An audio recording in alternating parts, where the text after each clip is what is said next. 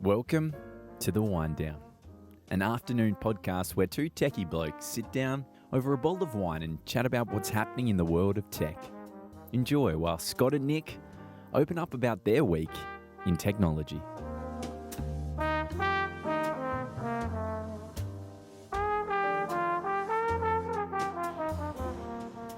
Well, ladies and gentlemen, good afternoon and welcome to the WineDown. I'm here with Scott. Hello, Scott. Hello, Nick. Oh, goodness, what a surprise to see you here after the 5 takes it took to get this going, but never mind, there you go. We're nearly on our 4th bottle of wine at this point. Not quite. No. Anyway, so where are we? What are we drinking? We are in the DYRSL this week. Very and nice. It's actually a bit of a, just not too far down the road from where we were previously in the DY Hotel. However, there's actually internet here. Well, that's fantastic, because last time we were there, we had no internet, but I tried making some calls earlier, and I just think it's the whole of DY has. Or is it Vodafone, or is it the NBN, or is it because we all live in Australia? I wonder if we're actually on HFC here and the NTUs are broken. Well, there we are. Now, we said earlier that we weren't going to make this call technical, and we've just talked about HFC and NTU, so let's not, There we go. Let's not do that. Try not to lean back too much, because we lose you out of shot. Oh, maybe that's a good thing. Anyway. Cool. That's excellent. Right. Okay, today's a really special day. You're going to tell us what we're drinking, and then once you've told us what we're drinking and we understand what it is, and you've told us it's a pub wine, because that's what normally happens, is we've got a really extra special guest joining us all the way from the Philippines over the internet. So we see if that kind of thing works. Ooh, no wonder we are not at where we were last week. Exactly. Okay. So what are we drinking?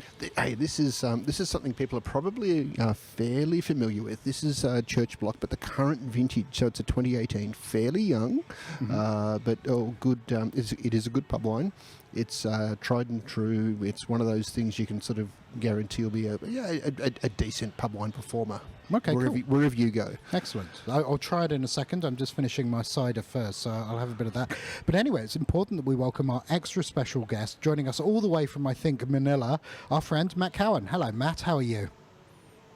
Hello, Nick. I am very well. I'm superb. Absolutely superb. Now, my goodness, Matt, you don't sound like a Filipino. Absolutely not. No, the accent hasn't changed yet. It's been 5 years, and I guess got to talk a bit more Tagalog, which I've been a bit slack and lazy with. Oh, well, you absolutely learn the language of where you are. So, look, I'm sure if people have been watching our podcast for a little bit, they know who Scott and I. Well, they know he's Scott. They know I'm Nick. They might not know who we are, but why don't you take a little time, introduce yourself to everyone, Matt? Sure. Yeah, sure. Well, my name's Matt Cowan. I've been in the Philippines now for about 5 years. So I run a professional B2B sales enablement organization out of Manila, out of Makati, as you mentioned, Nick. So we generally cater for, I guess, the technology space. So companies like Oracle, Microsoft, and I guess the purpose of us as an organization is to generate qualified leads for those organizations around multiple geographics around the world, including the US, EMEA, APAC, and Southeast Asia. Bit about me, I guess I've been primarily, I guess, in the cold calling game for about, 17 years now. I do wonder when I'm sort of going to get sick of making cold calls, but I guess now my next sort of venture with this business is to train and transfer some of those skills over to my team, so they can do the hard yards and I can watch them and they can make me a bit of money. So that's a bit of an introduction to me. Yeah. That's very cool. So, so everyone knows Matt and I met because he cold called me. And actually said, "Do you want to go out for a beer?" Which seems to work for me. So if it was Scott, it would have to be a wine. But yeah, let's start off the conversation. So for those of you who aren't in Australia listening in, Australia's obviously been through a bunch of lockdowns. We are now pretty much COVID-free, apart from hotel quarantine or Melbourne. And Melbourne kind of goes up and down, and we have to. But we're pretty much unrestricted. We have to check in with a QR code wherever we go, so they can contact trace. And then if they do a quick snap lockdown and then open it up really quickly when they got things under control. What's it like in Manila? It's very interesting. Yeah, is the word I'd like to use. The challenge you have in places like the Philippines and a big city like Manila is you've got to understand that there's, and as I'm sure most people know this, there are I think 120 million people in the Philippines, and probably 50 of those live in Manila. So it's the most densely populated city per square capita. So trying to do lockdown for about 10% of people in Manila is feasible for the people that actually have money. For the ones that live in the, I guess, the not so nicer areas where you've got 6 or 7 people living in a house, it's virtually impossible. So the challenge for the Philippines was probably more at the start. How do they run it? Actually, most governments, the challenge would have been is how do we implement this, as we've never experienced this before. The Philippines, the challenge was just the number of people and the lack of, I guess, access to money to be able to do that. Now, probably one of the biggest things for me, the fear I had when the lockdown hit the Philippines was, are we going to get martial law? Are things, being in a developing but still third world country, there were some concerns around that. But actually, I have to admit, it was all in the head, all in the mind. I was actually very impressed with how things went. Yes, there were a lot of people that did go hungry, and a lot of people are losing their livelihoods. But at the same time, what they've managed to do is sort of mild down the lockdown a little bit and opened things up to the point where you've got to wear a mask and a face mask. There's contact tracing. You can't leave your city where you are, and half the time you can go for a walk and the other time you can't. So it's a little bit mixed in the communication, but they were able to feed the people that needed to be fed. They were able to keep industries up and running by keeping sort of minimum capacity. They are sort of realizing now that they've got to open up the economy completely for the right or wrong reasons. Waiting for the vaccine is not the right thing to do. So I mean, it really depends what industry. And I think globally, if you're in travel, well, good luck. But not everyone is suffering in travel, but generally they're not doing so well. But if you're running a BPO where, your market's somewhere like Australia, like myself, we're actually doing really, really well. Australia's seen, in my opinion, a bit of a boom. Yes, there are industries that are suffering there as well. In the Philippines, it's more the restaurant. It was a very big spending culture. So on a Friday, you get 2 paydays in the Philippines. It's very interesting per month. And on those days, every Filipino in Manila seems to be queued up at those ATMs, trying to get every centavo of their money out to go and spend in retail. Now, obviously, the negative of that is no one's saving, but the positive is retail's doing really, really well. So that was one of the biggest things that we noticed. That when I go to a mall now, kids aren't also allowed out as well. So kids under 15 or 18 are not allowed to come out their homes, and anyone over 65 is not allowed to come out. Now, the kids obviously stops a lot of people coming out, right? So that's had a massive effect on the retail industry, right? But I guess ultimately, COVID, in terms of people, I can't really answer the question. Economically, we see it, but in terms of cases, COVID tests were never free here, so I think a lot of people didn't do COVID tests, and they only started doing the free Red Cross ones probably about, 7 months ago. But it seems like we're getting more of a herd immunity. That's what I'm seeing. I'm seeing more people are sort of less worried about it. There's less cases. Things seem to be dropping. They're not so worried about this new UK variant. It just seems that everyone's over it, and B, we don't hear about people getting sick anymore. So yeah, I think we're on the way to recovery, and this year will be it's like a repeat of 2020, I have to admit, but I think by the end of this year we should be seeing a lot of recovery. That's my take on it. Real estate started to pick up. Rentals are a bit funny here because there's no more foreigners coming in, and people from other countries like China that would set up the online gaming companies that would they'd bring their people in and they'd rent private accommodation and subdivisions. All that's gone. So you can get a great deal if you want to rent a place there now, but buying here, properties are still going up higher than Australia, which is quite interesting.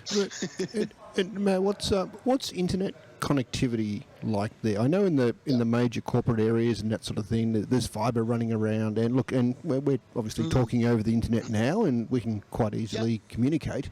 But I know initially, and because we've had clients with people in the Philippines, when people were sent home, not everyone's home internet was probably what you'd call business grade. Absolutely, yes. So that's something that's been revolutionised in the last year. So that was my biggest fear, and a lot of people I know that ran, call centers out in the Philippines was, how are we going to get everyone working from home? Because you don't just have the connectivity issue, you've got the culture issue, but that's something we can touch on later. But the connectivity issue is a lot of the Philippines is running ADSL, DSL on very poor copper lines, and you can't run or make phone calls on that. Yeah, you can do web designing, but anything voice related, it just doesn't work. So what companies like PLDT have done and Globe is they've invested millions. They're pretty monopolized companies with tons of money in the bank, but they've invested millions and millions of dollars on converting everyone over to fiber. So actually, connectivity wise, yes, in the office, Scott, as you mentioned, in the office we've got Telstra fiber 100 megabit connections. We've always had that. So having people in the office is never an issue, but having people working from home now, we've got companies like PLDT offering free upgrades to fiber and go from 20 to 50 megabits. So it's actually really good. I'm actually impressed. I'm super impressed with the connectivity here. Yes, we get typhoons that hit us 20 times a year, and 3 of those do knock out the the connectivity. But it's becoming rarer and rarer, and I have to say I thought that was going to kill my business, but it didn't. I was very impressed with how quickly they revolutionised that particular infrastructure. We had something like that here as well. I think they called it the NBN. The National Broadband Network. Yeah, it's like a typhoon. It destroyed all our connectivity. Well, really. Just upgrade to fibre everywhere, except I think the last mile's all copper. Yes. I reckon they're lying to us. I reckon it's all copper, but that's a whole nother conversation. So, Scott, how's and I'm going to come back to you, Matt, and ask you how, a bit more depth of how this has affected you as a business. But I'll ask Scott first. How's it affected you as a business? Well, that's actually quite interesting, because we also talk a lot to vendors in the US and get some feel for how are different parts of the world handling it. And some of the vendors we've spoken to have not actually been back to the office for nearly a year, versus for us, we didn't really notice it that much. We were actually set up as an IT company to work fairly well cloud enabled, so all of our data, all of our systems were in the cloud. We could access things sort of anywhere on anything, more or less. So for us, it wasn't that bad.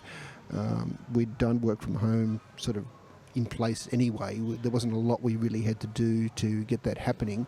What we did do was a bit of fine-tuning around the environments we had in people's houses, just make sure that, look, if you're going to do a bit of work at night, or maybe spend a day at home previously, you can do it with whatever you've got. But if you're going to be like 5 days a week from home full time, maybe you need a better chair, or maybe your desk needs to be structured a different way, or a different bit of equipment. Or so we spent a little bit of time focusing on that, and that was good. But look, aside from that, we were actually okay. And look, even from recording the WineDowns, we were quite easily able to get out and about in quite a few places to do that. So we weren't really as restricted, I think, as many others globally. It sounds like Matt got off lightly as well. And while they've still got some restrictions, it's certainly not as bad as it has been, right? And I'm just thinking from the point of view of some of our clients, security was probably a bigger thing for people. When going home, all of a sudden you didn't have the firewall controls that would be in an office. When they had overseas staff, you didn't have some of the security controls that were in place there, and you're sort of, well, how do we protect data? How do we make sure that people are only seeing what they can? They can't just go and do things, because if they need access, where are they? We don't know. They're somewhere in a house somewhere, and you sort of, well, that's not great. So I was going to say, I know a way that COVID negatively affected Scott's business, and so I'll share this. When I met Scott and the team, their marketing approach was to get people together, to do events, to get people physically together, to buy them wine, to have a conversation, and that worked really well for them. And then COVID hit, and it's been really, really hard to get more than a couple of people together, right? It has been. And so it's easy socially, because you can just sort of say, look, here's have a coffee or have a glass of wine or something like that, have a bit of a chat about the business, where are you having problems, how can we help? But all of a sudden there was no one, you're talking to no one. And it's very difficult even over Teams, even though you can do video calls, but it lacks that sort of personal touch. Yeah. So how's that? So your business, Matt, really, you serve all your customers remotely. I would have thought you don't get a lot Correct. of customers pitching up in Manila and coming and saying hi. You might, by the way. So I don't want to put words in your mouth. But how's that affected you? Because in a way, it possibly looks like it could be growth. It could be good. Yeah, that's a really good question, Nick. Initially, not growth. So when it first happened, there was this panic, right? So whenever it was in March, when the Duterte announced the lockdown of the Philippines, the president of the Philippines. Once we got everyone working from home, we were a bit more relaxed. We were all a little bit worried more about the virus itself. But what was happening across the globe, and even in Australia, actually what's sort of, I think, happening in the US now, everyone was going for this transition of working from home. Budgets were frozen, nothing was getting done. So all the work that we were supposed to get during the months of March, April, May just didn't happen. So I sat there just looking at the amount of work coming in, and I went, well, we can't sustain having staff on board, and we don't know how long this is going to go on for. If it's a couple of months, we're okay. If it's 3 months, we're still good. But if it's 6 months, we're going to lose the business. So I made a decision to fire everyone. It was a horrible decision. It was one of the worst, if not most difficult decisions I've ever had to make. So we didn't essentially fire everyone. We put everyone on a holding pattern. So you still got a job. You can still look for another job. But we can no longer sustain you as employees until things get better. So we did that for about, I would say, a good 3 or 4 months. And then I decided to make everyone redundant. And then I freelanced for a good month or two, I'd say, while that process was happening, while they're on hold and while they were made redundant. And then I actually reinvented the entire business. So what happened in the Philippines is a lot of people were made redundant. A lot of people were left jobless. Companies, will not mention names of them, but a lot of BPOs shut down. A lot of vendors that were out here shut down as well, and let a lot of people go. So that got me thinking, why hire people full time, which actually legally was the right way of doing it until recently. We were able to hire people on a project basis. So it wasn't just a legal factor. It was more of no one that had 10 years of experience on the phones, calling into Australia, getting paid a high salary, wanted a project base. They wanted a full-time job, healthcare, and all that sort of stuff attached to it, right? Which we just couldn't afford to do at that time. But given there were so many people that were needing work, we were able to get people queuing essentially at our door for project-based work. So all those deals that we were given prior to COVID had shrunk to about 30% of the size. So we were able to cater a flexible workforce to meet the flexibility of our clients. So we ended up with about 10 people on our books, plus that were doing 3 or 4 days here, 4 days here, 5 days here.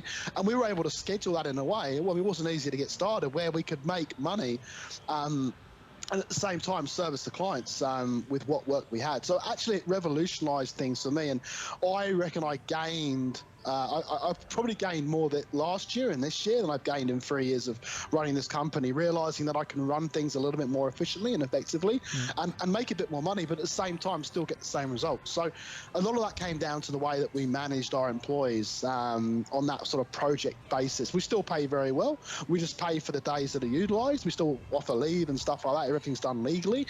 But yeah, we had to cater, and the people in the Philippines had to cater to the changing markets in order for us to give jobs to people. That was the biggest change for us. But yeah, no, we're doing really well now.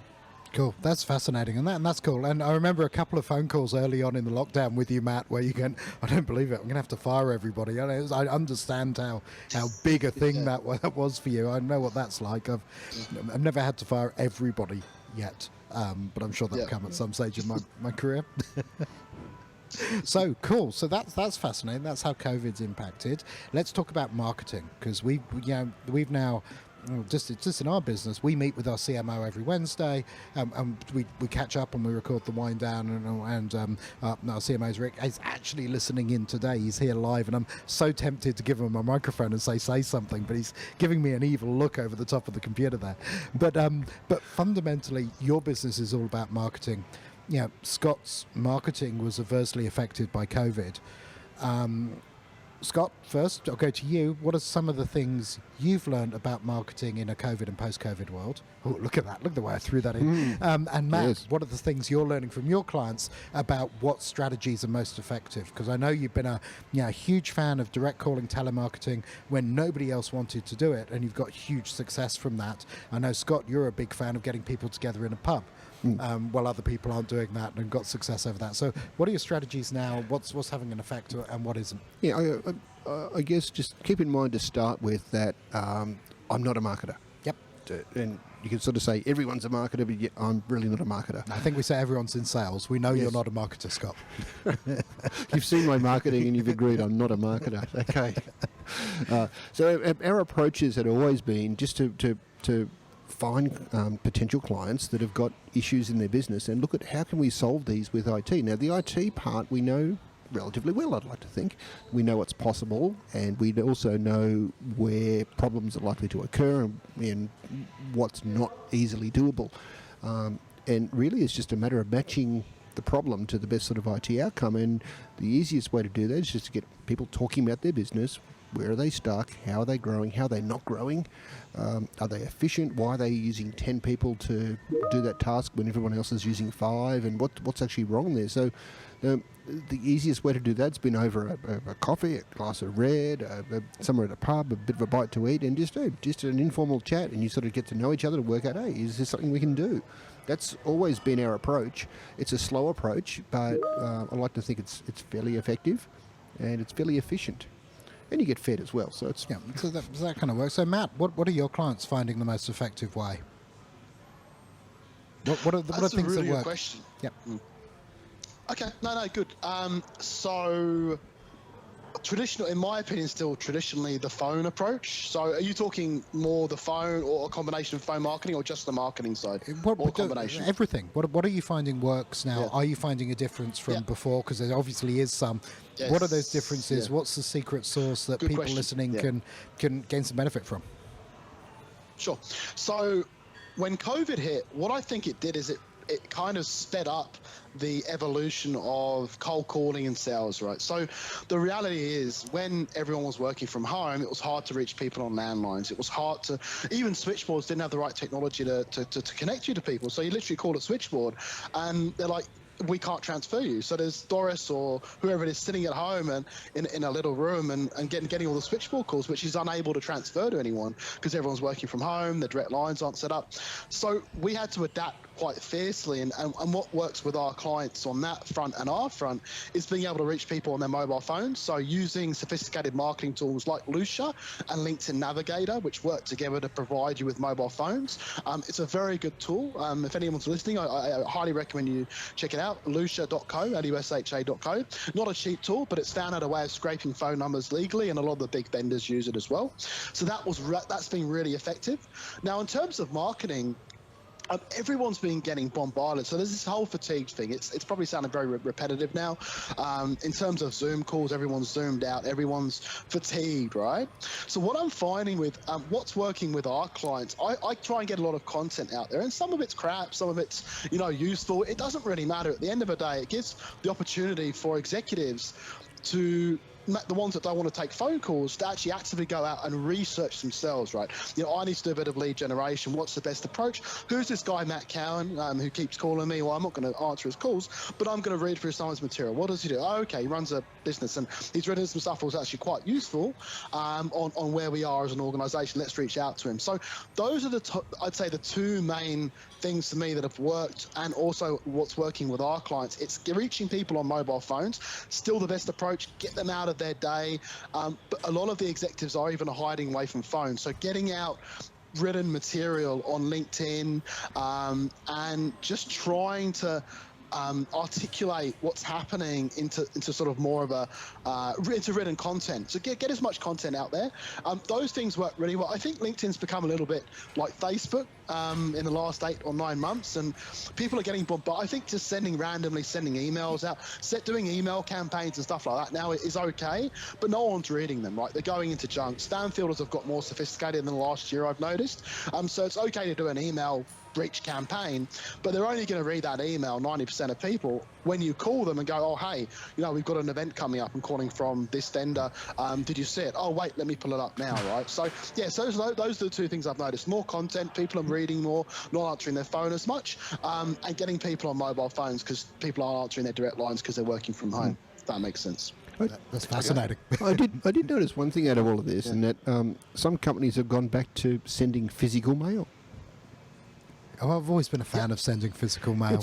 You've got an actual item. I mean, you may get like 100 or 200 things in your inbox in a day or more, and some of that's already filtered out for you before you sort of find that list yet. How many physical mail items do you get in a day?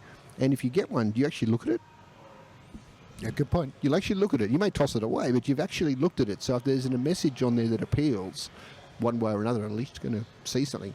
So I'm starting to, good or bad, see more of that sort of approach. But physical mail is an incredibly expensive way to reach a large number of people, right?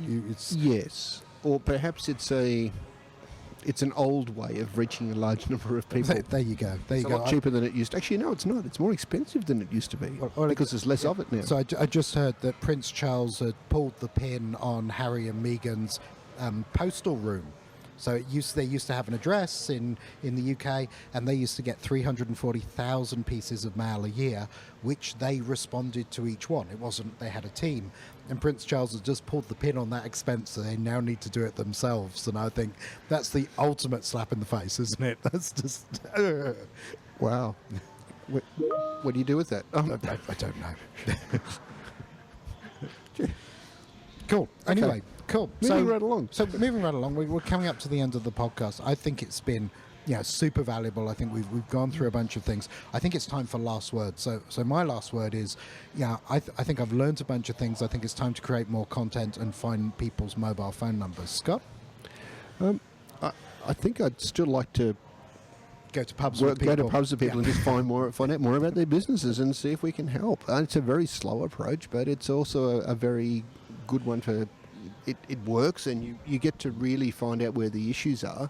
I'd like to think we could probably enhance that by looking at even small groups or maybe lunches or something like that within peer groups where you can get, I suppose, like an open therapy session in a way, where you're just talking about all your issues and you look at, hey, this is what happens here, or we've done this, or do you know that companies do this sort of thing now to get past that problem? And all of a sudden, because technology is a big field these days. It's not like the old days when there was a green computer or a blue computer. Which one do you have? There's all these things that are available now in all these different fields, and no one knows it all.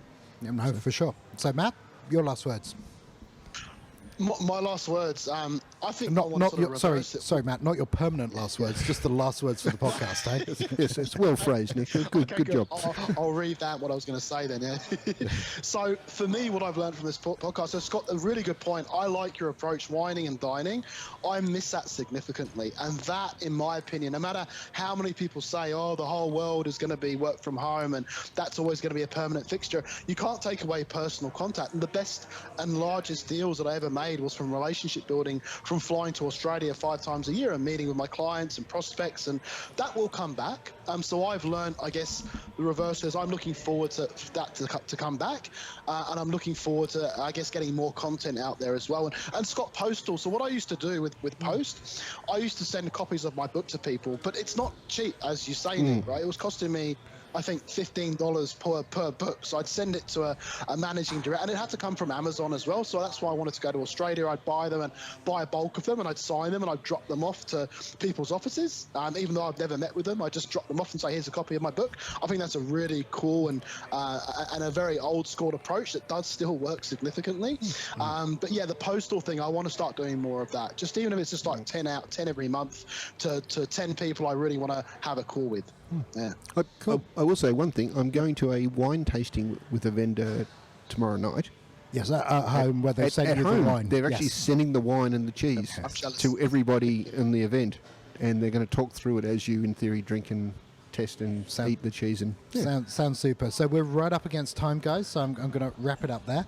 From me, Matt, thank you so much for joining us. We really appreciate it. I hope it's been valuable for you too. Scott, once again, thanks for joining. Thank you very much. Half a bottle of wine here. We're at the DYRSL, as I said, and we'll catch you all later. Everyone, have a fantastic day. See ya. Thank you, everyone. Bye. Bye. Thanks.